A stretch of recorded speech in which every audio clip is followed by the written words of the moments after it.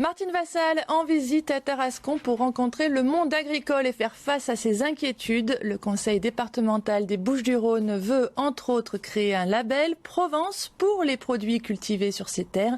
Sidonie Caneto et Gaël Cara.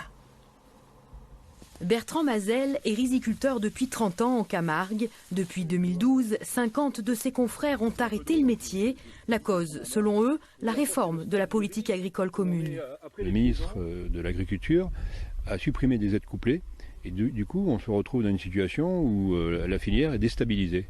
Et donc aujourd'hui les agriculteurs, voyant que c'est plus possible d'avoir un revenu décent, ils ont préféré arrêter la riziculture.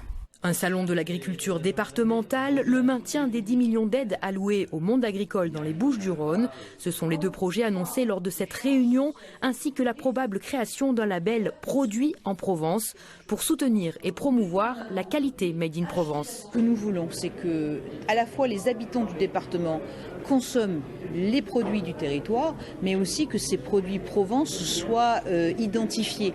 Nous avons des atouts considérables. Il y a des tas de gens qui ne savent pas que les produits ont été faits ici, en Provence. Des annonces porteuses d'espoir pour des agriculteurs locaux en pleine crise. Bon nombre d'entre eux étaient à Paris pour manifester la semaine dernière. Le département compte 4 900 exploitations, ce qui représente 30 000 emplois directs et indirects. Pour booster l'agriculture, c'est accompagner l'innovation, accompagner l'installation, accompagner le renouvellement de ces générations, mais aussi le renouvellement de cette agriculture, c'est-à-dire repenser peut-être un peu à une agriculture qui soit proche des consommateurs, qui l'est déjà, on avance là-dessus, mais qui le soit peut-être encore plus. D'ici octobre, la présidente doit se rendre à Bruxelles pour plaider la cause des agriculteurs du département.